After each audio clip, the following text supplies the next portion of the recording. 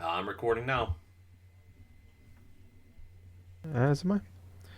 All right, going to start the countdown now. In five, four, three, Three, two, two, one. one. Hello, ladies and gentlemen. Welcome to episode 370 of the Drunk Testers podcast. I'm host, as always, I'm Tyler. And joining me with the man, the myth, the legend himself, Sir Colonel Gables. What's up, buddy? Yo, Tyler, I'm all right. Started my new work this past week, so that's been exciting.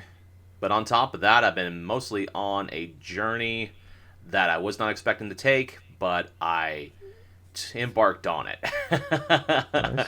But I'll get into more details when we get into what we've been playing. But at this moment in time, how have you been doing? Doing okay. It's been a long. It's Sunday night. It's been a long weekend. Uh, I was working, but it's been okay though. Otherwise, had Fourth. Family and I did our 4th of July on the third. We always do it on the third. Nice. So that was fun. We bought some fireworks and stuff like that, and had a blast doing all that. Uh, Other than that, nothing too crazy going on. Just trying to stay socially distanced as I can, as always. Wearing a I mask know. everywhere I go. I got allergies going on right now. It's been the last few days. That's kind of scared me a few days ago when I woke up, and I was like, oh no, I hate that. That's where that's sucks right now. Where it's like every time you feel like a little like drained, or like you got like an itchy throat or something like that, or you cough or you sneeze, you're just like, ah, shit. Like, I hate that. Like, I Oh understand yeah, where. it's that lingering fear in the back of your mind. It's like, oh, no, no, brain, Yeah, don't you go to there? Don't you yeah, go to there? No, it's not what you're thinking. yeah, or it's like you're in public and like I have a mask on. I was grocery shopping the other day and I have a mask on. And I sneeze. I'm like, everybody like stops. It's like I felt like everybody just stopped staring at me. I was just like, I it's know it like, sounds funny, but you know what? For everyone else and how jumpy people are, and even the mention of COVID-19, it's mm, like it's like an entirely different world that we're living in now. yeah, yeah. It's like we joke about it only because there's nothing else we can do about it right now. Besides just do our best not to get it. True. Which unfortunately a lot of people don't seem to understand that Agreed. it's not over. But anyways, yeah. No, other than that, doing okay. Just got off work a little bit ago, a little tired, but I'm happy to be doing this. Got a white claw right here, a couple of white claws sitting in front of me, so that's nice. Always perks me up a little bit. Big fan of the black cherry white claw, by the way. Nice. Like, I had the mango one not too long ago. Disgusting. It's awful. I don't understand why people like mangoes. It's awful. It's just too much. It's too much. You know? Fuck that. I want black cherry. It's the way to go. It's the way to go, guys. Gables, you agree, right? Oh man, I wouldn't know. I don't drink. Gables agrees. See? Yeah. See? Right there. You heard it. Heard Uh, himself. But yeah, no, it's been okay. Yeah, no, just their normal. Yeah, no. I feel like I'm like forgetting something happened this week, but it's been like the last 2 days. It felt like a week in itself, so it's hard to. Oh, I had a massive hangover yesterday, so that oh was fun. man. Yeah. I drank like these like White Claws are like 5%, but they taste so good. Like you just drink them and they're like they taste great, and you just drink them and you're fine. And then next thing you know, you're like eight, 9 deep, and you're just like, I am fucked. And that's pretty much what happened to me on Friday night, where I went out with my family and drinking, lighting off fireworks, stuff like that. And I was just like, I drank like 15 of them. I'm just like, oh boy. And I haven't got drunk in quite a while though. I feel like I've got tipsy on the show a few times, but it's been a while since I've gotten like really drunk. And I was very drunk that night, and woke up next day and it was just Spin City, Oh, So yeah, that was not fun. I don't miss that. I was like, this is stupid. Why do I drink? Why do I drink? I say that as I'm drinking White Claw, but we ask ourselves that question all the time. But yeah, I don't know. Other than that, it's been a fairly. We've had some news this week, but it's still it's more than what we usually get for July. Because usually it's like we have E3 and then it's dead until like August maybe. Um, but I don't know. We've been a little spoiled, I guess, a little bit in that sense, where we had a little bit more to talk about. But I guess should we do gaming first, or do you want to do news first? let's do news first. Okay, yeah, I feel it's probably better. So we'll jump into I think the first big thing that happened this week was EVO got canceled. It's the like one of the world's biggest fighting tournaments every year in Las Vegas. Just kind of feel like it came out of the blue, where it's just like I think it was supposed to be happening this weekend too, wasn't it? It was supposed to be happening this weekend, Yeah, yes. It got online. canceled a few days before. Yeah, so it's supposed to be online only this year, but yeah, cause typically I think it's in like August. Because I think when I went to Vegas with the Talk Ship guys, I think Evo was going on that weekend, but Wow. I could be wrong. So anyways, so pretty crazy. Start off. So this is an article here on The Verge I found that pretty much goes through everything. So, fighting game tournament organizer Evo has canceled Evo Online and removed its co-founder and president from the company after a serious allegations surfaced about his past behavior. The long-running esports event had previously been scheduled to take place in the new online only format starting July 4th due to the coronavirus pandemic. Joey Cellular, who will no longer be involved. This is a quote from the company. Involved with Evo in any capacity. Tony Cannon, now another of the organization's co-founders, will take over as CEO going forward. Cellular came out and apologized in a tweet. It said he was not proud of his actions. Basically, it came out that started off with Mikey Crackprawn, I believe is his name, or his online tag, had alleged that back in the 90s and early 2000s, when he was a teenage boy, that Tony had made inappropriate, tried to do some inappropriate shit to him when he was a kid, and it came out. A bunch of other people came out back and said that when they were teenage boys that he had done the same thing. So that happened. Then Capcom, NetherRealm, Bandai Namco, all came out, all backed out of it and said we're not going to be a part of this. And then pretty quickly, the Evo Twitter came on, and with like it felt like minutes, came out and had released some of his duties, and he came out and admitted that he had done it. Tony did, and that and they're going to refund everybody that had paid for the online badges, and that any money, all the money that they was paid towards them, they're going to give back and donate to Project Hope, which is pretty awesome to hear.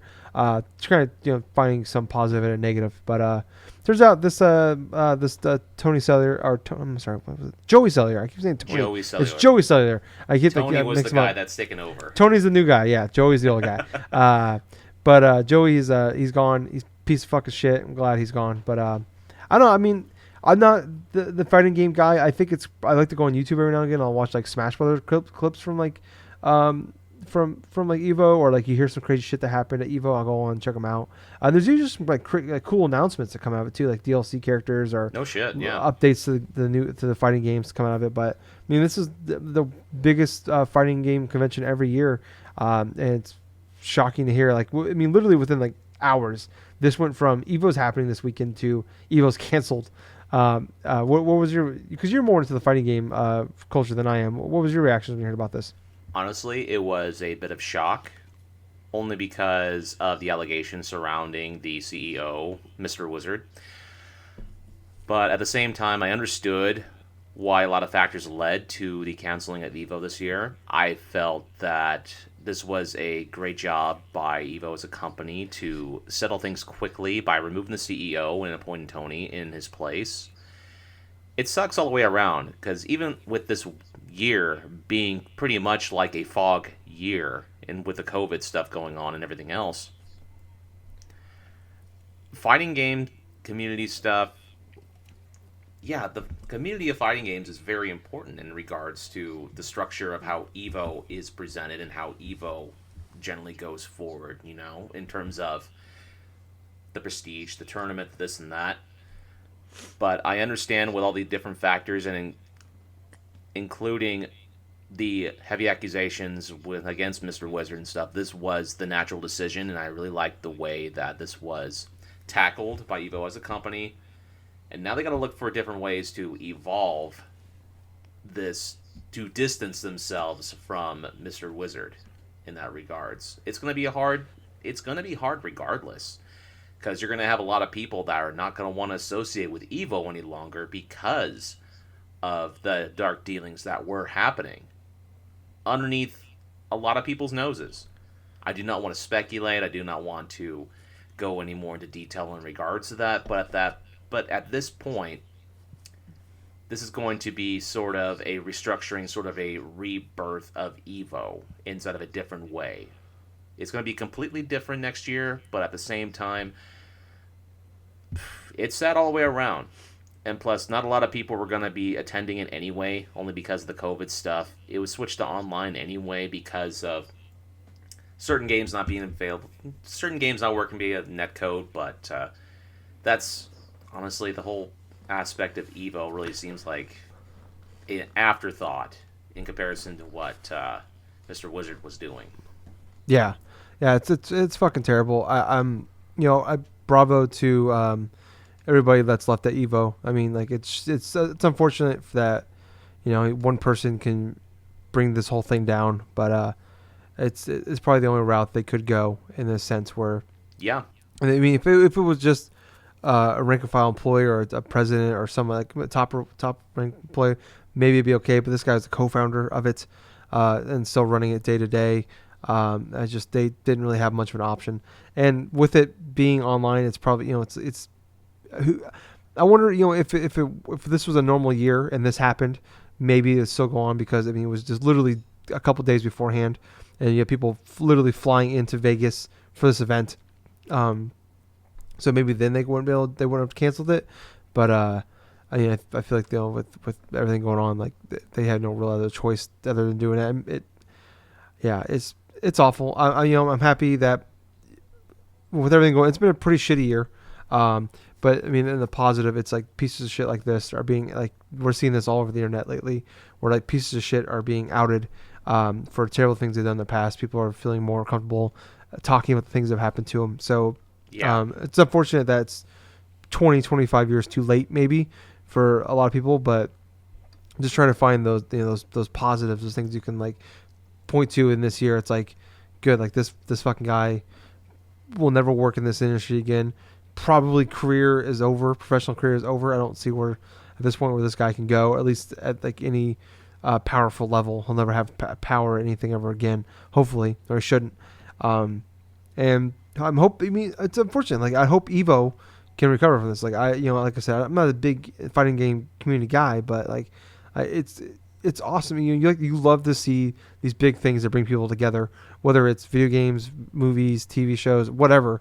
Like it's awesome to see that, and like just like especially as shitty as this year is, to have something to look forward to. It just seems like one thing after another is happening this year. It just sucks that this one piece of shit is taken away from a lot of people as well. But I mean, bravo to them, and I hope they can come back. I hope next year maybe like they can, like I said, maybe they need to rebrand or like maybe it's change the name, sell it off. I don't know. I hope they don't have to, but it's like maybe they have to like give it like have somebody else take the reins from it. I definitely want this thing to keep happening because it's not their fault. It's not this one guy fucked this up, and he's already fucked over. He's ruined the lives of a lot of other people. He shouldn't have like.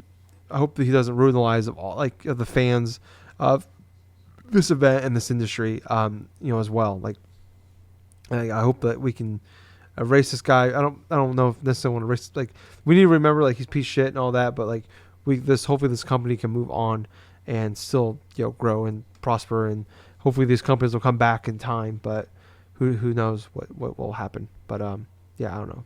Fuck that guy, and hopefully we can. Well, hopefully next year things will be back to normal for them as best as possible, and everybody's learned a lesson. Maybe they invite people a little more often, a little better, and people like I said, like people are now feeling more empowered than ever to come out and talk about things. So hopefully things like this won't happen as often as they used to. But do you want anything else you want to talk before we move on, or should we go ahead and move on? let's go ahead and move on. Alrighty, try to get into some different topics here that aren't as serious because I mean, there's not really more serious than that bullshit. But True. so this kind of came out of nowhere, really. But so the NBA 2K21 for the next gen consoles, PS5 and Xbox Series X, are going to be $70. Which I think at first glance for a lot of people was like, oh, okay, that's not. I mean, that's not too bad. I don't think for us. Like that was like a thing I put in the talk ship page, and I talked, and like those people talk online. It's like okay, you know what? It's been $60 for 15 years now. $70 is it's understandable at this point. Like gaming has definitely cost more money. When you heard just hearing the fact games might be $70 next gen, what was your reaction to that? To be perfectly honest with you, I really didn't care either way. And I No. have a reasoning for that. One, going into this generation, and even towards last generation where games were $60, I treated it as the same way as I did in years past. I bought the games that I liked, and I waited for everything else to get a price drop. The next generation's not going to be any different. I sure as hell do not want to spend $70 for one game as a base price. I think that's fucking ridiculous. But, given the fact that I seldomly buy games for full price, it doesn't really matter to me that much. So I can get why if people are angry that games are $70. To be honest with you, back in the 90s and also back in the early days, there were certain games that were priced higher because of memory, in terms of memory chips, in terms of Mm-hmm. licensing stuff. That's an argument to be made, even though compared to, say, today, those games back then were complete. These games that are right now, that's the base price for a lot of them, especially if it's a free to play game. So if you're paying $70 for a game, say like, well, let's just say that another Destiny game comes out, right? And the baseline is going to be $70. Well, you know for a fact it's going to have DLC. You know for a fact it's going to have some form of an expansion. Maybe there's going to be some microtransactions. But what I'm getting at is you don't get the complete game when you spend that $70 as opposed to when you did back in the 90s and the 2000s. Mm. As a matter of fact, you'd be paying more in that regards, I would argue. But in general, I don't care because I play what I want and I wait for price drops. What do you think, Tyler? Like I said, I'm when I heard that, I'm like, okay, that sucks. Like, definitely, like, do I want to pay $10 more? No, but do I get it? Yeah. Like, do I want like the games to progress as they have over the last decade or so? Of course I do. So I understand that, but it's like my main issue is with this is like the first person to do it. If it would have been like, oh, Square Enix is doing it, or fucking Nintendo or PlayStation or whomever, like they're doing it. Okay, whatever. But when it's fucking 2K doing it, that's the part that irritated me a little bit because it's like, especially with the NBA franchise, where they are known for like they make their games so you have to buy their microtransaction bullshit. Like we have to pay real money for your basketball player in the video game to get a haircut. Yes, Or and that's like particularly the reasoning why that a lot of people are so angry too. Because look at the company 2K, like you were just saying. They are synonymous from their previous games doing minuscule microtransactions to add up to try to lure people into spending more than what they should on chintzy shit. And then, on top of this, their next NBA game's gonna be $70. Hell, if you want to get both versions, say for PS4, PS5, or Xbox One to Xbox Series X, $100. yeah, That's fucking ridiculous. that was my next point. Yeah, it's like the fact that like we're like EA is giving you, if you buy Madden on PS4 and Xbox One, they're gonna give you a free upgrade to the next gen console. A free upgrade. EA is. And 2K is like, oh, you want to upgrade to the new consoles?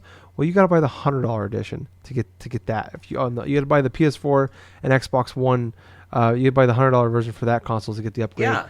To So the, you to could them, like, argue, despite EA having a specific limitation when that's going to be available, they're still offering the upgrade for free. yeah, Whereas 2K is not even providing that option.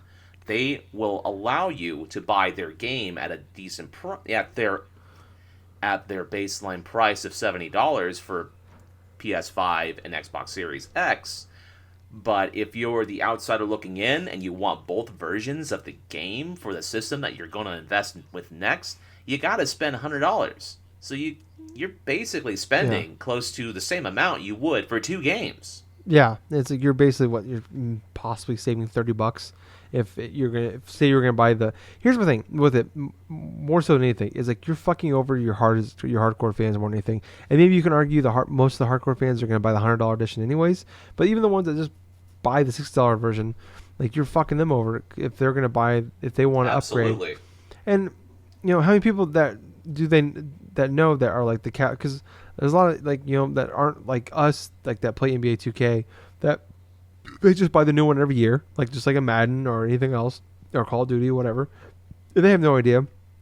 They're planning on buying the PS5 or Xbox Series X at launch, but they had no idea they had to buy the $100 edition to get to get the upgrade to that. So now they have to spend the extra 70. That's just the whole thing. And then also, if you want to bring your progress over so say you just bought the $60 edition for PS4 and you buy a PS5 and you wanted to bring your progress over to the PS5, if you didn't buy the $100 edition, you can't bring that progress over. So then you're even more fucked. You lose everything on that top of that. Absolutely.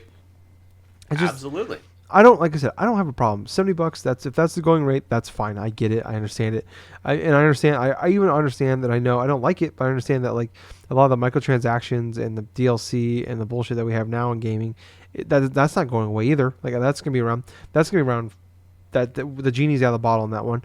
People are gonna get it. Like we're gonna have Ubisoft games. Are gonna have, hey, you like this costume? Like I bought Assassin's Creed Odyssey and shit like that, or any division or anything like that. It's like, oh, you like this hat or this whatever. It's like, well, you can't. The only way you get it is you pay real money for it. Like I understand that's not going away either, and it irritates me to a certain level. But I get that's not going away. But it's just like NBA. Like I love the NBA 2K games. I used to buy them all the time, and then as years progressed, where it just became more and more obvious that like, no, you guys are trying to you guys build this game, so I have to spend real money to actually progress in this fucking game without putting 60, 70, 80 hours into it. It's like, to have any fun, you have to put another $20 into it minimum. If you want to do like the my player mode, where you want to play as your character, it's like you buy the game $60 and then you have to put another 15, $20 into it so your character is half-assed decent to enjoy the game. So you're not like infuriated where he doesn't miss a wide open layup kind of shit. And it's just frustrating. Like I said, if it would have been anybody else besides EA, if it would have been anybody, even Ubisoft, we would have been like, okay, that's fine, whatever. But it's just, and then on top of that, like if it would have been like, okay, it's $60 you buy on PS4, and then you get a free upgrade to the PS5, it would like, okay, whatever, that's fine. But to hear no, if you have to buy the $100 edition to get the free upgrade, or to get not even the free upgrade, but to get the upgrade, and then hey, we're not going to stop our bullshit either. Like it's just baffling. And it's like I'm somewhat used to paying a little bit more for gaming because like we've seen it over the years where like there's a deluxe edition for $70 or there's this edition for $80 or there's the crazy edition for $200. Like that's been out there for a while. And it's like I'm used to like when I buy a lot of my games digitally, like on PlayStation, like especially like the exclusives, I'll pay the extra $10 for like you get this extra shit, like you get a theme and a couple like things that some gear or something to start the game off with. Like I'm used to paying $70 for games anyways. Like I paid $70 for fucking I paid $80 for Spider-Man because it came with the DLC pack. I paid $70 for God of War, $70 for Last of Us 2, $70 for Ghost of Tsushima. I unfortunately paid $70 for Days Gone. Sometimes it backfires, but like I'm somewhat used to doing that, so it's like it's not gonna upset me that much in that sense.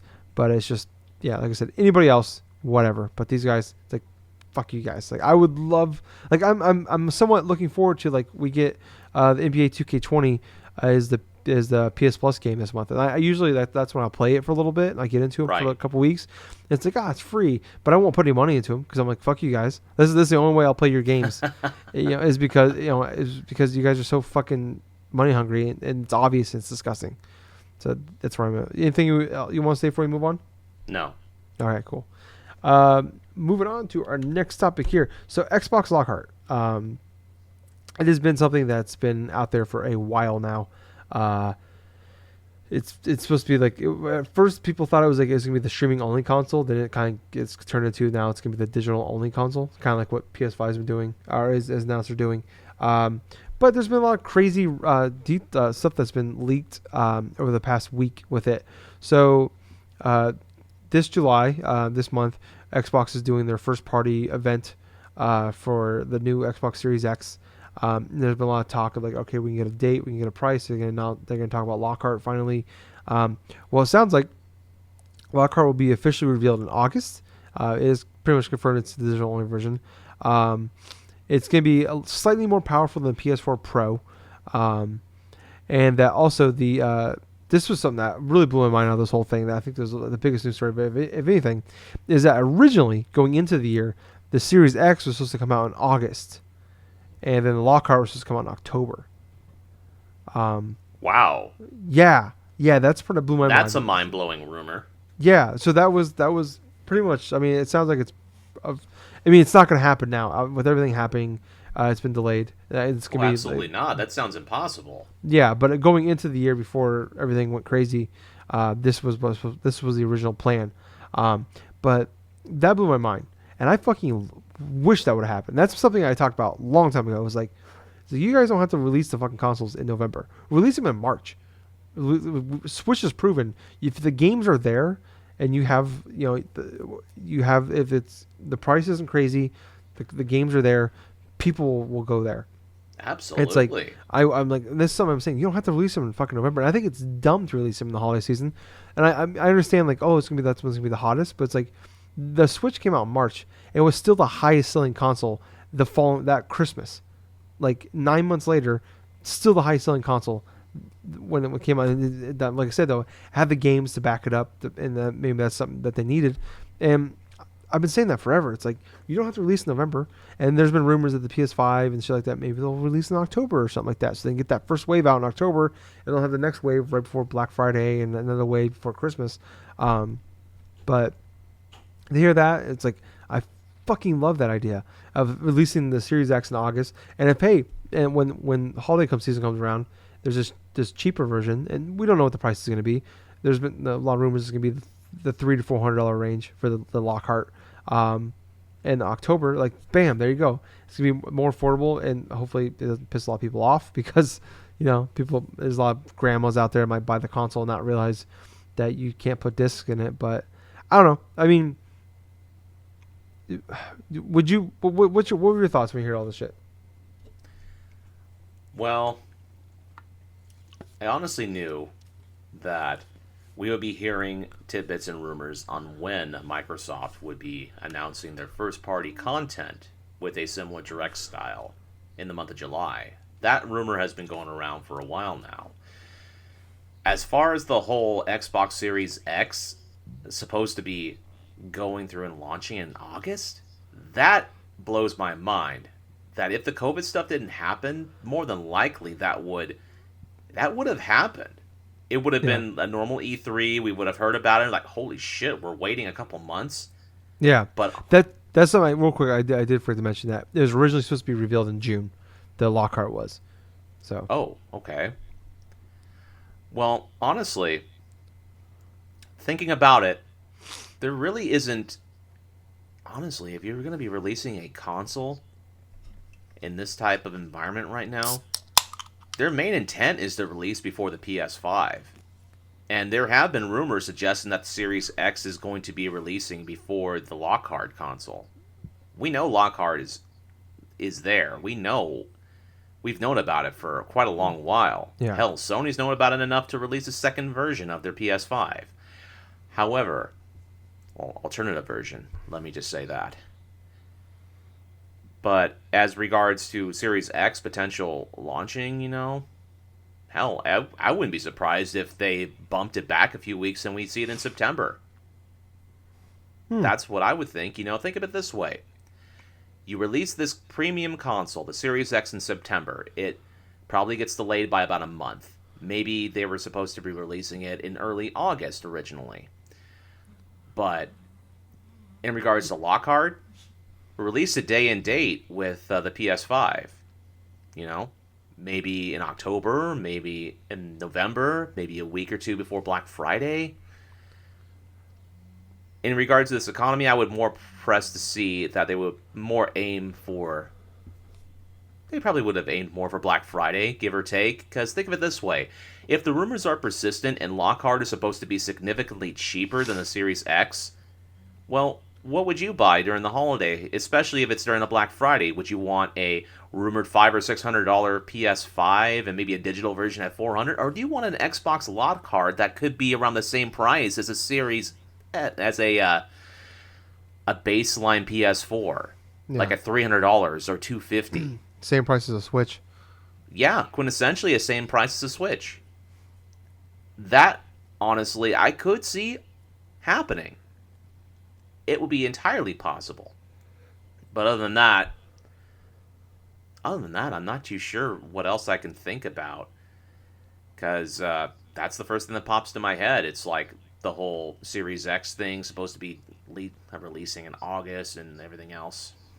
But Yeah. yeah, I don't see it happening now if like because there's a rumor that PlayStation State of Play in August, and then the rumor for a while now is that we'll basically everything Xbox and PlayStation will reveal everything, price, date, all that shit in August. I don't know if it can happen that fast.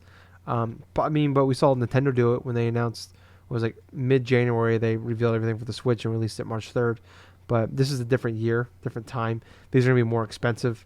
I just got this feeling, Tyler. I have this feeling that Microsoft is going to announce their prices first at the end of July. I feel that. I hope so because I just at this point want one of them to reveal price because that way they force the other one, then the other one to finally reveal it because they're both playing chicken and it's driving me goddamn nuts because I'm like, how much money do I need to fucking save for these fucking games, and when can I start pre-ordering shit? That's all I want to do. I want to pre-order it because I got anxiety because I want to make sure I get one at launch. That's all I want. I just want to make sure I get one at fucking launch. And that's why they're taking so long, because as soon as one releases a price, they can undercut the other. Yeah, that's pretty much what's gonna happen. So I've talked about it before. I'm gonna get a PS5 at launch, unless everything goes fucking crazy.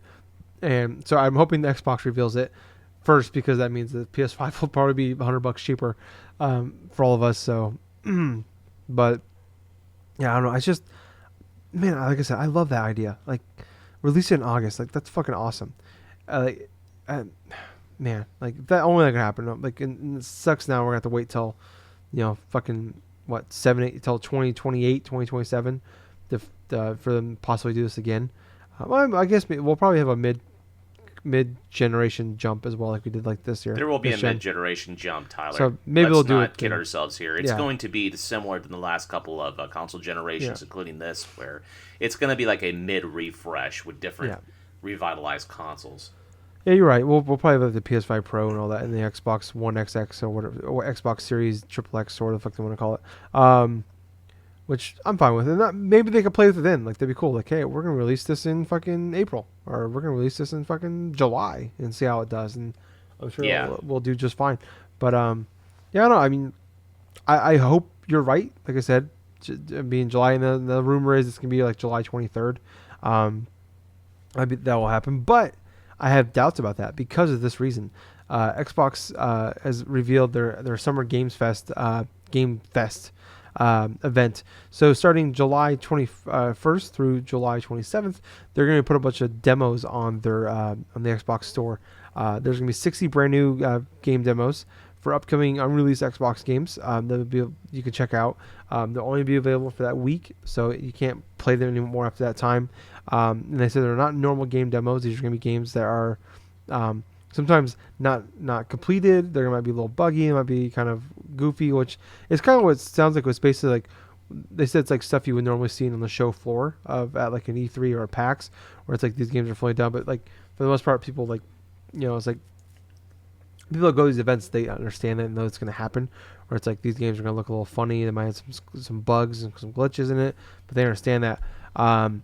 So they announced that's going to happen, and they gave off a few of the games that are going to be there. Are going to be Chris Tales, Destroy All Humans, Haven, Hellpoint, Skatebird, The Veil, Raji, and Welcome to Elk. So pretty much all these are like indie games, or like Destroy All Humans' case is a remaster of a older game. But what's your thoughts on the Xbox Summer Game Event later this month? I think that's awesome. Why? It's because we're getting a similar experience to what would have been on E3 showroom floor. The only exception is we're going to be competing with other people to download specific demos onto our systems and play them for a limited amount of time. I understand, right?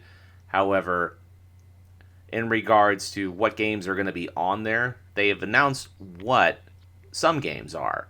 However, we do not know the entirety of what's going to be available to play. Uh, well, honestly, we'll know soon enough. Yeah, yeah. No, that's kind of why I don't fully believe the July 23rd rumor, because maybe they released a bunch of shit on July 21st, but that would kind of like you like lose 2 whole days of the event. Um, so I think it would be like, so July 21st is what day is that on? I was just looking at that. Is that a Monday? July 21st? Let me look it up. July 21st is a Tuesday. A Tuesday. So I'm thinking maybe they do it July 20th, or they do it early Tuesday on July 21st. They have their event. And Possible. and they're like, hey, and then everything shown at this event will be in the demo. Like, because I feel like there's going to be some bigger games out there. Maybe they won't There have has Halo to be. Infinite, but they'll have something there that's a little bigger, maybe a little more, maybe not AAA stuff, but some AA stuff. But it's something I've been asking for and talking about. I remember, like, way back, early beginning of the show, 2013, 2014, I'm like, I would love it if they would put all, like, they show off all these badass games, then we hear people like IGN and GameSpot and like our podcasts and YouTubers stuff like that talk about how we got to play this behind the scenes, or we got to go on the show floor and play these games. And it's like, why don't they put these on the fucking PlayStation or on the Xbox or Nintendo? Like, put them on your your stores, and let us download them and play them ourselves. Like, it's awesome to hear that. And I understand sometimes, maybe I understand like a lot of these games don't get put on there because like they're years away from being released, and they're super buggy and they're glitchy, and those guys know to look for. And it's like, you don't want to put like, hey, here's Spider-Man, and but it's 3 years away and it's super buggy and it's not everything's, all the graphics are done and all that shit. But it's like, if a casual fan went to go play that and download, like, this game looks like shit, and then they just never bought the game. I get that, I understand that, but it's like, to like, I think we're in a different age, and it's like I said, like, I think the people that are looking forward to this event and all that will, like, they'll be the ones to, like, they understand a little bit more like what's going on. And maybe you put something out there. It's like when you go play these games, like, hey, this is an early build of this game, blah blah blah. Like, I've wanted this forever, and I'm happy to see it's happening. I'm curious how, like, maybe they won't do anything big this year. I think they'll do 1 or 2 big things, but maybe they don't want to overshadow everything else too much. But like, maybe they see how this goes, and then this could be potentially the future of where we see things. Finally, 7-8 years after I've been asking for it, we'll start getting it. But I fucking love this. It's like, it's something I've always said. Like, Xbox has been killing it for like the fans' perspective. They've done everything right except for the games. Like, that's their, like, if PlayStation was doing all this shit and they had their games on top of it, like, they would be untouchable. Like, they would be fucking way above where fucking Microsoft is. And they are, in gaming sense, already at that point. But it's like, I think the biggest thing that's keeping Xbox relevant, keeping around, is the fact it's like all the cool shit they've done over the last few years, with their gaming, like with the Game Pass and all that shit, like the Ultimate Game Pass, everything like that. Like, that's like the big thing that's keeping them around, keeping them going, keeping them very much relevant. So yeah, I hope, like, they're willing to take chances, which is always the case. You always see that with, like, who's ever losing the war is always one that's willing to take the most risk. You look at, like, PlayStation's, like, going back to indies. Like, there's been a big indie thing. Like, they announced like 9, or they revealed 9 indie games this the other day. And it's just like, you guys were big on indies at the end of the last generation, the beginning of this generation, and it's like, once they took off and, like, we're just stomping Xbox, it's like, we don't give a fuck about indies anymore. And it's like, now it's like all of a sudden they start to care about it. It's like, maybe you guys, you have a little bit of a gap going on here, need some shit to fill in some gaps here. So, and this is nothing but awesome news to hear, and I'm happy that we're doing that. I can't wait, can't wait to see what else is on there. Anything else for you, Gables, on this one?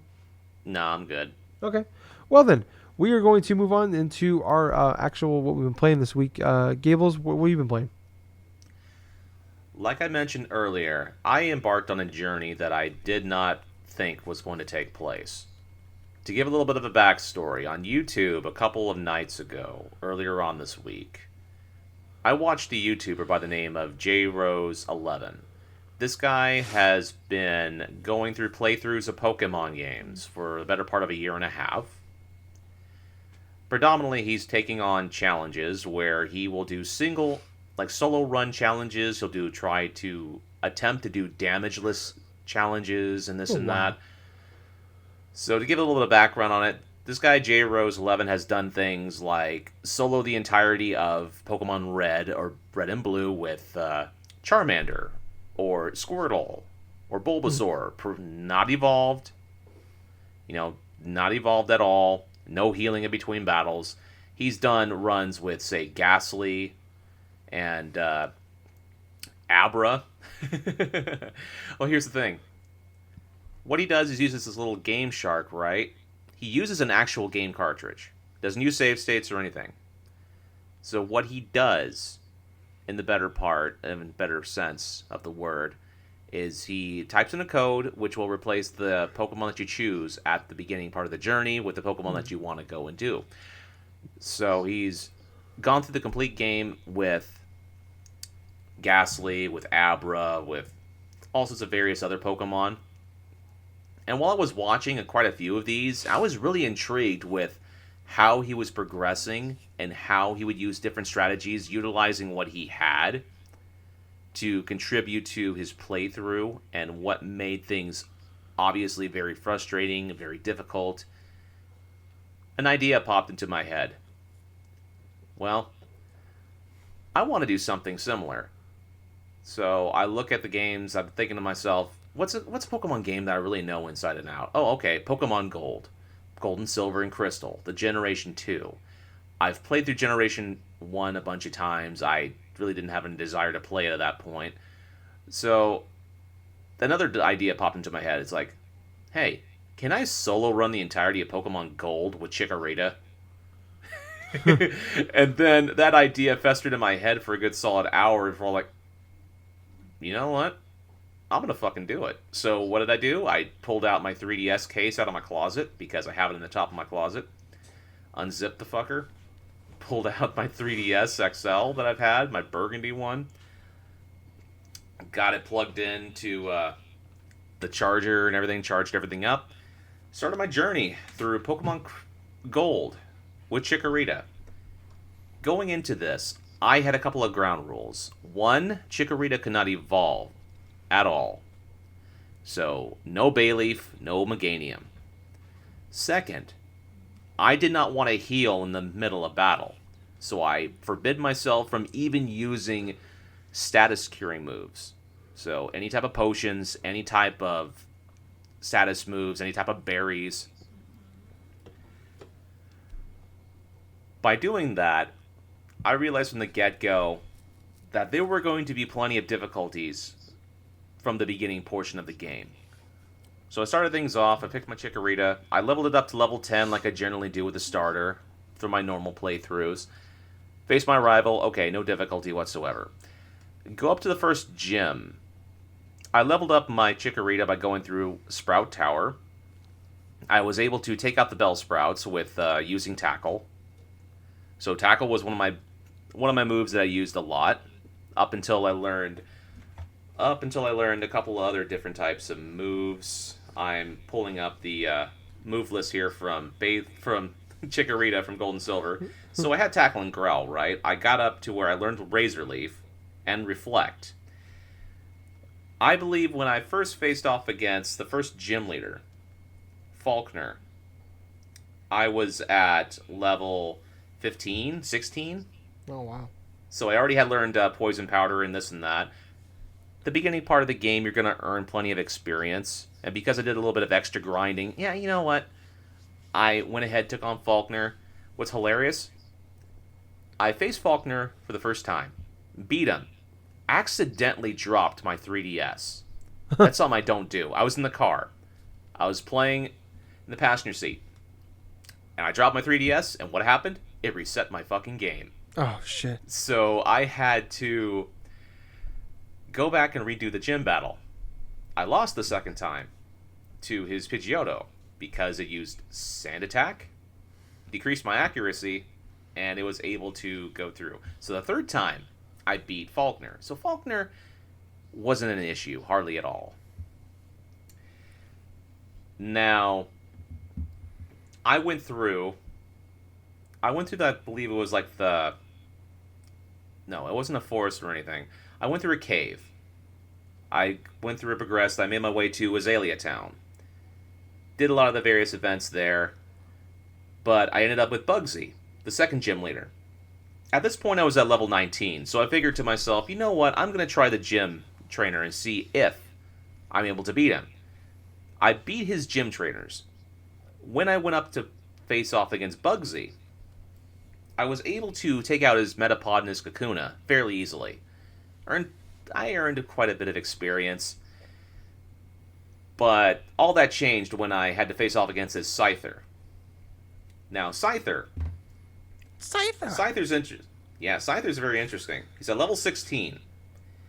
He has 3 attacks: Quick Attack, Leer, and Fury Cutter. Now, Fury Cutter is a Bug-type move, which has an advantage against Chikorita. On top of that, Fury Cutter's effect, the move gets powerful for each hit it does on Chikorita. Because I'm at level 19 and I'm having a tough time against Scyther and his attacks, he's using nothing but Fury Cutter. So my tackle is like base 55 power, like if I'm a normal type, so it doesn't even gain advantages of Chikorita, being a grass type. So the type stab boost that it would provide is not doing anything. So here I am chipping away at it, and I would keep losing. I would seriously keep losing without any type of effort, really, by Scyther. That was my first brick wall I came to. I decided then and there I had to grind. I tried to progress to the Ilex Forest, but I encountered my rival again for rival battle number 2. I could not beat rival number 2, the second battle for the rival. I had to level my Chikorita up to the mid to late 20s in order to beat him to get into Ilex Forest. What was holding me up was because my rival had ghost Pokemon. He had his Haunter. He had his Ghastly. My apologies. As Ghastly, he had a Quilava at this point. So Quilava, Fire type, highly advantaged. All of his Pokemon that he had on his team had an advantage against Chikorita. So it took me quite a bit just to beat him. So went into Ilex Forest. I know there's a trainer that teaches Headbutt. But after I went to Ilex Forest, I had the startling realization of, oh my god, I need to beat Bugsy to gain access to use the HM move Cut in order to progress to get to the trainer that teaches Headbutt.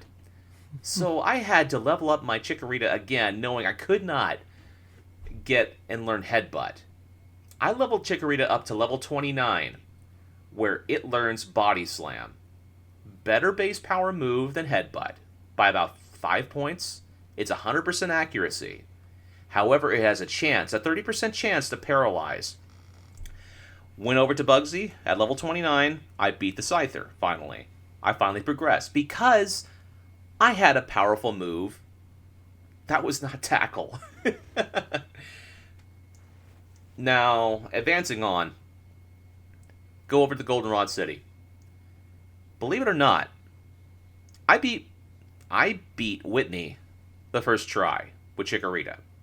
I had progressed to such a level, I was able to steamroll her team, including her Miltank, and acquired the TM that I needed.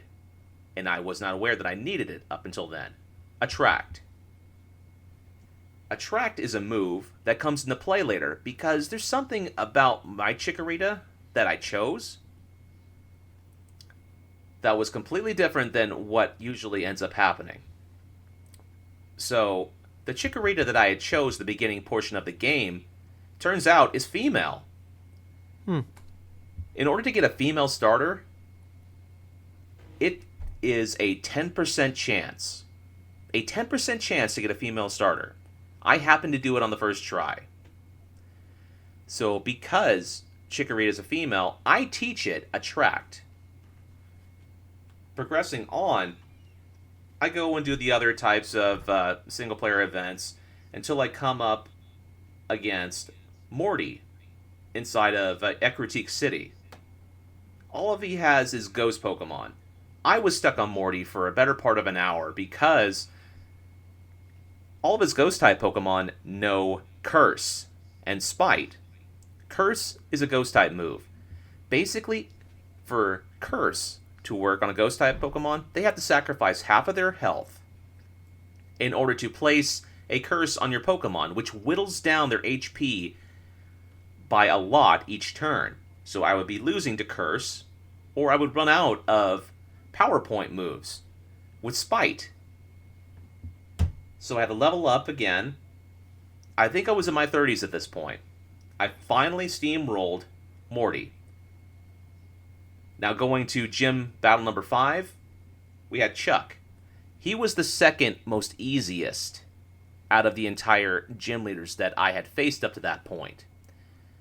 He had 2 Pokemon, Primeape and Poliwrath. At this stage in the game, I was able to steamroll them and just clear them out, so they were a non-factor. But I'll tell you what was a very big factor, and I would consider one of the hardest gyms I faced in the entire run, was against Jasmine in Olivine City. She has Steel-type Pokemon. Quintessentially, she has 2 Magnemites, which in this generation, Gen 2, introduced the Steel-type. So Magnemite is part Electric, part Steel. And they resist Normal-type moves. They resist Grass-type moves, too. She also has a Steelix at level 35. So Steelix has moves like Screech, Sunny Day, Iron Tail, most specifically Iron Tail, a base 100 power steel move with 75% accuracy. So how I approach that? How I approach that is by teaching Chikorita Attract. Leveled her up to inside of the 40s. I managed to take out Steelix, right? I was still having trouble beating Jasmine after that. Why? Because I would beat one of her Magnemites, beat Steelix, but I could not last against the last Magnemite because of Sonic Boom. Sonic Boom is a normal type move that will progressively take away damage, right? So after about the 5th or 6th try, I managed to beat Jasmine and progress. Up until this point, I've already completed the side quest, to get the medicine for Ampharos and everything else. I make my way to Mahogany Town. I go through the event where I defeat the shiny Gyarados. And what's kind of hilarious, I did the gym battles out of order. So Jasmine I did after beating Price. Price was another easy gym battle. Honestly, all I had to do was just use Body Slam against most of his gym trainers and with him himself. He only has is a couple of different Pokemon, which included Swinub and Piloswine, but he did... Actually, no. He didn't even have Swinub. He had Seal, Dugong, and Piloswine. So, obviously, Chikorita has Razor Leaf, takes care of Seal and Dugong because of the water typing, and then Body Slams Piloswine into oblivion. But the battle that really started off, the gym battle that really started off that I was going into this run dreading was against Claire in Blackthorn City because of her Kingdra. Kingdra, here's the thing. In order to get to Kingdra, I had to beat 3 of her Dragonairs all in a row. They know Thunder Wave.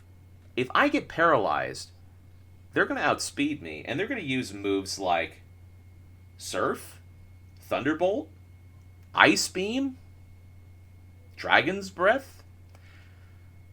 Obviously, it took me a lot of attempts. I believe it was by attempt 8. I want to recollect. I believe it was by attempt number 8 that I was able to clear out Her Dragonites. And I won in a dramatic fashion against that Kingdra. I was paralyzed by one of her Dragonairs, and I managed to body slam at just the right time. I got a critical, and I took out that Nice. Kingdra. I know, I uploaded pictures too on Facebook and on Twitter as well. So there is actual visual proof that I beat Claire with Chikorita and freaking beat her Kingdra with paralysis and all this other shit. But I'll tell you what, the biggest difficulty in this game was yet to come, and that was by playing off and trying to get the best of the Elite Four in Champion. The rival battle, the last rival battle before that, was relatively tame in comparison to how many attempts I tried to beat the Pokemon League. When I went into the Pokemon League, I was in my early 60s. Yeah, I was in my early 60s. Wow. So I was at level 62, 63. I was able, on my first attempt, to beat the entirety of William's team, which consisted of one or two different Pokemon that basically you could one or two shot. Actually, no, you had to one. There was like two Pokemon that it took two shots of Body Slam in order to take out. But in regards to the other trainers, I could not get past Koga's Muck inside of the second. So I'm pulling up the Elite Four. Trying to remember exactly.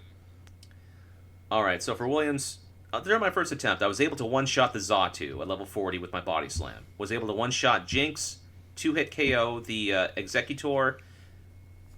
Slowbro at that point took like two hits with Razor Leaf in order to take down, and then Xatu took like two hits.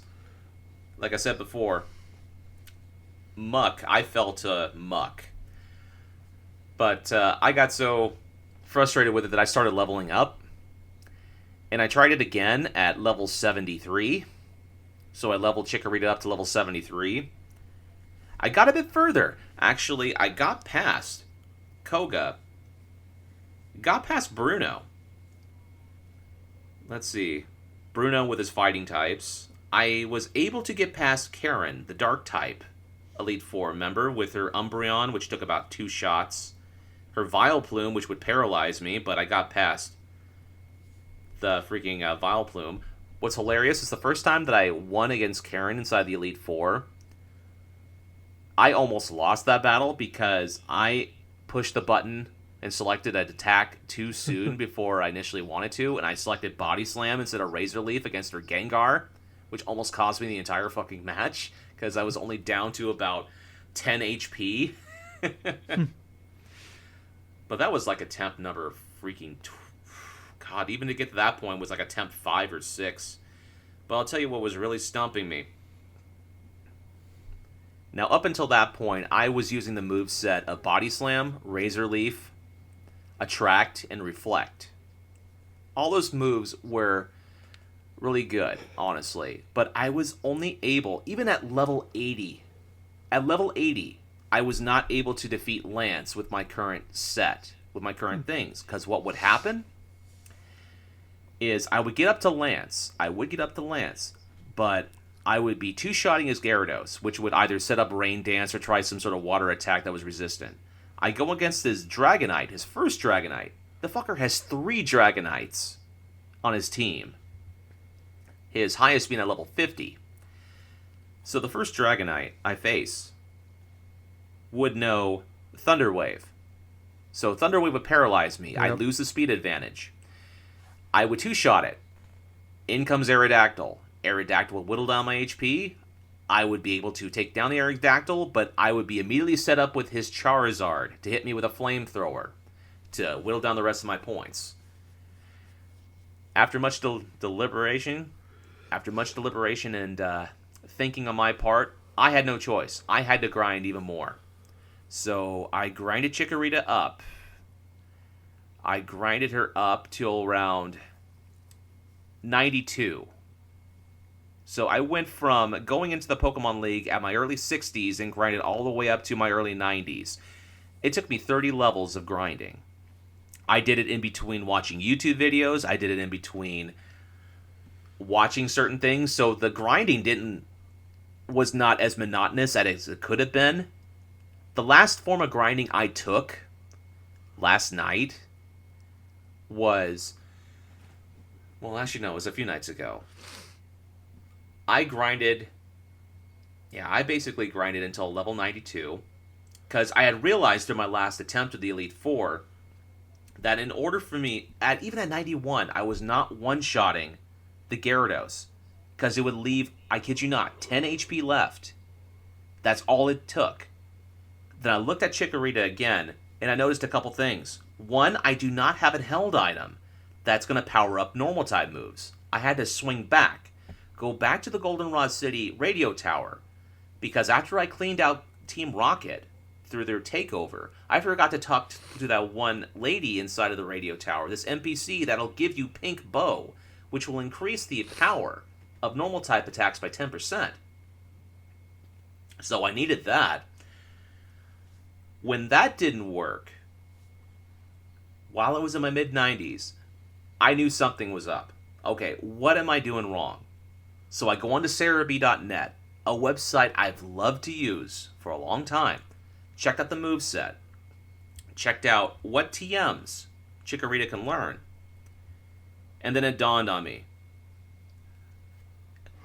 There are two moves I could have teach Chikorita that would make this battle, that possibly would make that battle a lot easier. And I deliberated it into my mind. So after the 15th or 16th attempt on the Elite Four and losing, I decided to do it. The moves were Rest and Sleep Talk. In Generation 2, these moves were used a lot inside of competitive play. They were used for a simple purpose. Whenever a Pokemon would receive a status ailment, or their HP would be whittled down, they'd use Rest to recover their health and clear the status ailment. And then they would use Sleep Talk, which Sleep Talk chooses a move randomly while the Pokemon is asleep. So like I was saying, I thought about it, and I'm like, you know what? This fucking would work. So what did I do? I replaced Attract with Rest, and I placed Reflect with Sleep Talk. I go back to the Elite Four, I beat the Elite Four, I go to the champion, and then something crazy happens. I get to the same point, the same things happen again, and I get to the Aerodactyl. I'm paralyzed, right? However, I use Rest, and I recover all my health and clear the paralysis stat. Use Sleep Talk. I use Sleep Talk 2 times in a row. After using Rest, it selects Body Slam both times and defeats the Aerodactyl. So, nice. Knowing that now I have full health, no paralyzed status against me, I have my full speed. I'm able to outspeed the Charizard and defeat it in one hit with a Body Slam. The other 2 Dragonites come by. He uses his strongest Dragonite at level 50 to try to stunt me. But that doesn't happen because I 2-hit KO that damn thing with Body Slam. And the last one comes up, and I know, hey, if I get into a pinch, I'm going to use Rest and Sleep Talk. And guess what? I still 2-hit shot the last Dragonite.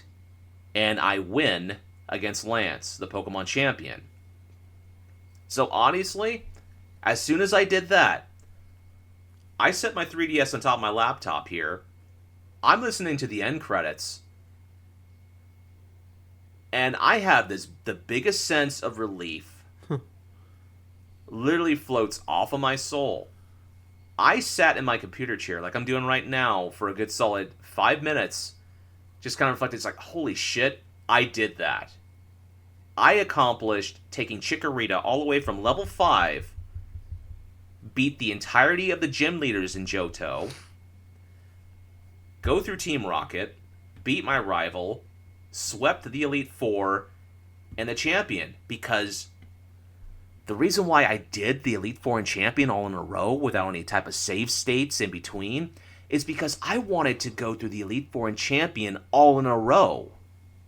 recovering and using ethers or elixirs when needed after the battles. So I take that rest of that day off because I put in like about 4 or 5 hours inside of that fucking day just to beat the Pokemon League. And then a sense of dread comes over me later on that night. It's like, you know what? I can't finish it like this. I gotta beat Red. I gotta beat fucking Red. So, after I beat the Pokemon Champion, the next day, I go through the entirety of the Kanto region. All the other gym leaders, they were nothing. I defeated all the other gym leaders. The one that gave me the most trouble was Blue. However, because Blue, also known as Gary, would have Pokemon inside their 50s, some of them were alright. They weren't bad per se, but I was able to two-shot some of the other Pokemon that he had. At this point, I'm at level 98. I'm at level 98. I'm at Mount Silver. Traveling through that cave is not bad at all. I have max repel. I'm able to go through. And then I come across the final battle in the game.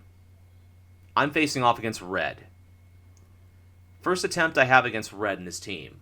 I'm able to one-shot his Pikachu with a Body Slam. So his Pikachu is a non-factor. But what is a factor pops in is his Venusaur. Venusaur uses a combination of Sunny Day and Solar Beam. But it also has a dual purpose. I'm able to get out his Venusaur, and this is during my first attempt, mind you, but in pops his Charizard. And what does Sunny Day do? It powers up fire moves. So Chikorita, I go from having close to full health all the way, my health gets depleted to nothing because of the strength of Sunny Day. And I'm looking at myself like, holy shit, really? That happened. So this happened, I kid you not, about 5 times in a row. I managed to beat his Charizard by chance once to get to Espeon, but Espeon cleared out the rest of my health at that point. So I was facing another brick wall again. After the 10th attempt at beating Red, I looked at Chikorita's moveset again. It's like, you know what? Let's try this one. So I tried teaching it Curse. Curse did not work because I'd be losing a lot of speed, and because I'd lose enough speed, even if I did one-shot Venusaur, Charizard would still be having an active Sunny Day and would outspeed me and take me out in one hit. So I basically went ahead, leveled up Chikorita to the max. This is my last grind of this entire playthrough. I leveled it up to level 100. It's maxed now. Its attack is over 150. And I look at my moveset again. It's like, you know what? I gotta do something drastic. It's like, I need Body Slam. I need Rest. I need Sleep Talk. But I'm gonna have to make a sacrifice. So what do? I fly all the way to Celadon City. I go and exchange a bunch of Pokédollars for coins. I buy TM32 from the seller next door. What's TM32? Double Team. The move Double Team. It basically increases... Well, actually, no. Well, yeah. It increases... Well... Oh my god. I'm losing the sense right now. But what it does... Your opponent pretty much loses accuracy to hit you every time you use it. So I had an idea. What if I maxed using Double Team against Venusaur? And what if my evasion is up to the maximum level to where he's not able to hit me consistently? So I tried the strategy at first against his Pikachu, end up to discover he has a move called Charm, which decreases my attack. So I couldn't do it that way. So here's how the final battle played out against Red. I beat his Pikachu with one shot with Body Slam. In pops Venusaur. Venusaur is using the whole Sunny Day Solar Beam shtick. So what I do, I maximize Double Team. I use it 6 times in a row. At this point, Venusaur has already whittled down my health all the way to about a quarter. I use Rest. I use Sleep Talk. And it selected Rest again because Venusaur kept using the fucking Solar Beam while Sunny Day was in effect. I correctly guessed when I would wake up from sleep and I started going through Body Slam after Body Slam on the Venusaur because he was missing Solar Beam because my evasion was at max. So, Venusaur is gone. In pops Charizard. Charizard missed 2 flamethrowers in a row. I was able to 3-shot that Charizard because he only got off 1 flamethrower, but at that time, Sunny Day was not in effect. So he could not 1-hit KO me. In pops Espeon. Espeon's a 2-hit KO. In comes in Red Snorlax. Snorlax is a big old fucking beast. This dude is a tank. But this tank couldn't hit me. So what ended up happening is I use Body Slam 3 times. He uses Rest. And he also has another move. When Snorlax is asleep, there's a move he can learn called Snore, which would do attack damage against me. It only hit me once. But I was able to take out his Snorlax. God, after about using 4 or 5 Body Slams, he has one more Pokemon left. His Blastoise. So that's the last Pokemon between me and finishing up this run. And what ends up happening? I use 2 Body Slams, knock it out, and I beat Red. Nice. My run is over. I completely beat Pokemon Gold with Chikorita, non-evolved. I steamrolled everyone. And how long it took me? 25 hours, 12 minutes. It took me the entirety of how a normal Pokemon playthrough would be for someone just starting out. I did it in under 30 hours. That shocked me. The amount of grinding I had to do, that in of itself surprised me as well. However, I knew that there was going to be hard points. The early game, I knew I'd be grinding to get past that Scyther. The end game, I was very surprised that I was able to find an adequate moveset to defeat the entirety of Elite Four and Champion. I used the moves that I had. I mean, Body Slam, Rest, Razor Leaf, and Sleep Talk got me past the Elite Four. Against Red, it took Body Slam, Double Team, Rest, and Sleep Talk in order to pass him. I only had 1 active attack. Not even a stab attack in Razor Leaf. I thought about using Giga Drain, but that made no fucking sense after going through that amount of shit. But after that, man, after I beat Pokemon Gold like that, I took a walk. I basically took my walk right then and there. It was like about, god damn, it was like about 2 or 3 in the afternoon. I was like, you know what, I'm going to offer a walk. So I do that, and I'm like, oh my god. I got this gigantic weight off my back, but at the same time, I went past my limits in playing Pokemon games. And it was fun. It was fun because I added a sense of difficulty, but honestly, if I ever were to do that again, I am not going to spend so many hours in a row. My first night, Tyler, I didn't know this, but off and on, I played for about fucking 9.5 hours. Jesus. Just that one day, and I spaced it through. I was fucking exhausted after that point. But after I got off of work Thursday, I grinded a little bit. Then on Friday, I went through and I beat the Elite Four and Champion. And Saturday, I fucking beat Trainer Red.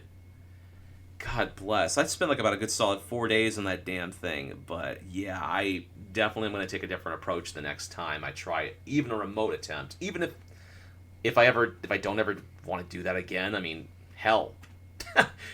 I'm okay with it too. But I proved without a shadow of a doubt you can go through the entirety of Pokemon Gold with a Chikorita, unevolved, no healing in between battles. It is possible.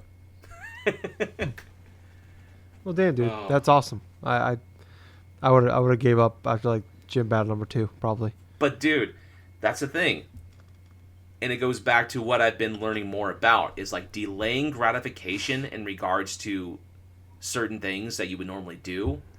Like, for example, if I'm playing through Pokemon Gold originally, I'd be having my typical team of 6. I'd be doing the typical safe route and have the Pokemon that I have. Okay, let's pick Cyndaquil. He's the fire starter. He'll get me through most of the early game. Then I'll get a water Pokemon like Gyarados or like this and that, and then it'll be like a typical playthrough, which will probably not even last me more than 10 hours. I'm like, okay. Or I could do something completely different that challenges my set and bounds and pushes me past my limitations, which this one did, and I'm glad I attempted it. Yeah, that's awesome. I'm happy for you, man. That's cool. Like I said, Thank you. I don't. I give up on a poop after like 20 minutes. So to the hear you 25 hours into it, that's fucking awesome. But that's cool, man. You play anything else though besides that? No. Okay, yeah, I makes sense. couldn't, dude. Yeah, that's true. After that? Yeah, you need a break. Need a cigarette and a bowl of ice cream. Oh, fuck. I have not played anything today, and I'm quite honestly glad I'm not playing anything today. Yeah, that's awesome though. That's cool. Yeah, I get to know. After you beat the game, it's like you need a break. That's uh, like I get that. Like you beat a game, you're just like I can't jump anything. But in that sense, though, I kind of a game like Last of Us 2. It's like that's a game where it's like I just don't want to dive into anything for a while, and I I felt that way, but I didn't. Like I mentioned last week, I jumped back in Resident Evil 3. Right. Played Oh, through Resident that. Evil 3, really? Yeah. So it was like I was joking around. I was like, oh man, after a really dark, heavy game like Resident Evil 3 or Last of Us Part 2, let's jump in this lighthearted, Resident Evil 3 game here. This would be fun. But yeah, no. So I went through. I jumped back into that. I was only like maybe an hour or so in when I played it initially. I remember I had like a $30 off coupon for GameStop, and I ended up buying it there. But I ordered it online because our GameStop at that time was closed, and I got it the same day Final Fantasy 7 came out. And I'm like, well, Oh, God. I'm playing Final Fantasy 7 instead, and just kind of got pushed off. So finally, I'm like, all right, I just need to sit down and play it. So I jumped back in. I didn't realize though, like I was only like an hour or so in, but I was actually like a quarter of the way through the fucking game. So Oh, my God. yeah, so I beat the game. I did finish it. It was like 4.5 hours to beat the game for me. It's very short. I heard it was short, but I heard it was like, I heard it was like 5 to 6 hours short. But it's like, no, this is crazy short. But I went through it. I actually, it's a fun game. It's a fine game. Like, I think I'm happy I didn't pay full price for it, but I'm also upset I wasted a coupon on buying this game at the same time. Oh, my I God. could use that for something else. But no, it's still it's a good game. There was a Resident Evil Resistance or whatever, the online thing. I have zero motivation to play that. It doesn't sound like anything fun. But I don't know. I feel like I understand now why this game was supposed to be tied into Resident Evil 2. Like 2 and 3 were supposed to come out together, like in one package, but then 3 Right. just wasn't coming together fast enough to be released. That's why it came out in April instead. But I don't know. Like I said, it's fine. It's fun. It's definitely like, and it's been out for a few. What came out April 3rd, I want to say, and we're now into July. So it's been out 4 months. If you can find it, if you can get it for like $20-$30, it's definitely. I think it's, if you enjoy the Resident Evil games, it's definitely worth the pickup. Then I can't argue, unless you're like the type that's going to replay this game a bunch of times. I wouldn't understand why you want to buy this game, at full price. But it's fine. It's fun. Like, it's definitely, I don't know if it's on par with Resident Evil 2. Because this wasn't even Resident Evil 3. This was Resident Evil. This was the side game, and then they were, because PlayStation had the exclusivity to numbered games, they had to make this Resident Evil 3. Where Code Veronica was Resident Evil 3. And they had to swap the names around. But I don't know. Like, it felt like for me like there was like a whole section of this game missing.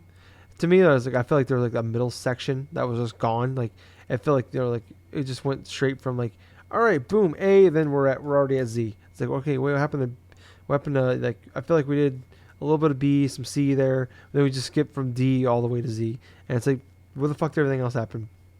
I'm like, what the fuck? So when I looked into like into the game itself, like original Resident Evil 3, like what the differences are, and I guess there's like a whole like section that you took out of the game in a boss fight that I guess is like, but it's like for good reasons they took it out. Like it's awful apparently. So I guess in that case I'm happy for it. But like I don't like the boss fights weren't all that great because like with Nemesis it's just like kind of the same boss fights over and over again. It's kind of like the same complaint I had when I played playing through Resident Evil 6. Not as bad, but like the Leon one, where it's like you fought the Leon campaign, you fought the same boss Right. over and over again. But that campaign was okay, and it's kind of on that par. I felt where it's like it's fun, it's fine, but it's not mind blowing. It's not to the level of like where Resident Evil 2 was, where like Resident Evil 2 came out and blew people away, and I think people maybe had bigger expectations for 3. Whether that's right or wrong, maybe. But I mean, I could see like when the reviews came out, and I saw a lot of 6s and like 7s. I was kind of shocked. I'm like, there's no way. But I can get that now. And like, not that it's a bad game. It's just that it doesn't feel like a full game in that sense. Where it's just like, and maybe that's a good thing because obviously like we play games where it's like they overstay their welcome, and maybe it's always have to. It's like I said last time about Last of Us last week. I'd rather have not enough than too much, and maybe in that case that's a good thing. But no, it's fine. It's fun. I had a good time with it for what I did, but it's like I beat the game. And I didn't even realize I was like I feel like I got close to the end. I'm like I feel like I'm almost done, but there's no fucking way because like it tells you when you pause it, like it tells you your total play time, and I'm like 4 hours in. There's no fucking way I'm close to done. There's gotta be something else happens. And I was like, oh shit, I'm at the final cutscene here. Like I beat the final boss. Oh, now here's the credits. Holy shit. Yeah, like I said, I liked it. It's fine for what it is. It's definitely not like I mean, it's been out 4 months, but it's not like you need to wait for a sale for this game if you're not going to play this multiple times. Like, I'm happy I bought a physical copy instead of a digital copy because I'm definitely going to take this. I'm going to trade this in and get some money back for it and put it towards something else. But yeah, no, it's a fun game. I don't have anything. Like the gameplay is fine. It's more of what you want from like a Resident Evil thing. It's actually a little more action than Resident Evil 2, where Resident Evil 2 was kind of had more that's a survival horror to it, and this one's definitely more like action packed. A lot more. There's a lot more zombies in the game. A lot more times you're forced to into combat. But yeah, no, like I said, it's fine, and I enjoyed it quite a bit. But yeah. I think that will be it for this week. I'm at the point, honestly, I'm just waiting for fucking Ghost of Tsushima. Got like, we got like about a little over 2 weeks ago now. So that's oh my god, dude! And Paper Mario comes at the same day. So I know we got like another 9 days actually. Yeah, I'm curious. I can't wait. The thing I'm most excited for is honestly the reviews of Paper Mario. That's what I want to know because I want to know if that game's gonna be good or not. I have it pre-ordered, but I'm gonna if it comes out and it's no bueno, I'm gonna go ahead and give that a cancel. But I hope it's great because that'd be awesome. But yeah, I mean, what you got? What's kind of next on your plate for gaming, Gables? I wish I could tell you, but I'm not sure. Okay. I go by basically how I'm feeling at the moment. 1 week I'm playing through a bunch of Xbox 360 games like the Halo series, and all of a sudden this week I'm like, oh, let's play through Pokemon Gold with a solo Chikorita run. I'm like, I basically have I have like a freaking ADHD sense of gaming, It's I go to this one, I go that one, I go this way, and I go that way. So, honestly, for everyone else that's listening, it's like you'll never know until I'm actually going through the actual week. So it could be just about anything. I get that. You still got Final Fantasy 7 and Last of Us 2 though sitting in plastic, don't you? I got that, yes. I also got Horizon Zero Dawn sitting in plastic. I got God of War that I've never played. So I got plenty of stuff that I can still play. It's like you're like personally attacking me right now. It's like you son of a bitch. Well, if I wasn't gonna personally attack you, I could just like buy Hyperlight Drifter and I'll play it for a couple different years. Don't why you gotta be so mean? Now you've gone too far, Gables. You've gone too far. Son of a bitch. Oh my lord. Anyways, guys, that's gonna wrap it up for us. If you want to see more from us, we're on Twitter, Facebook, Twitch, YouTube, Spotify, iTunes, all those places. Just look up Drunk Nerds Podcast, Drunk Nerds Pod, Drunk Nerds. Look for us all those places, and you'll find us. Follow, subscribe, like, thumbs up, comment, review, 5 stars.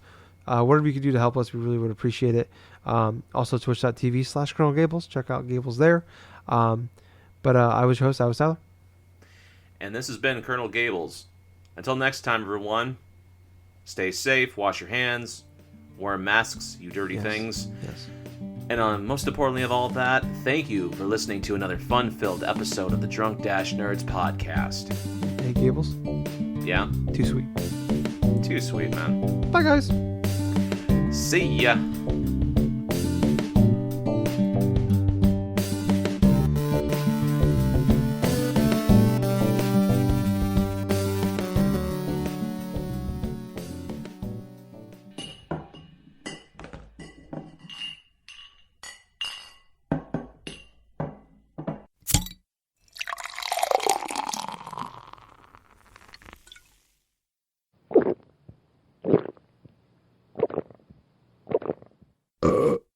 Excuse me. A few too many beers there. Anyways, we're on iTunes now, so go on there, check us out, and if you like us, leave us a review, and we'll even shout you out. And Jack will send you his credit card number.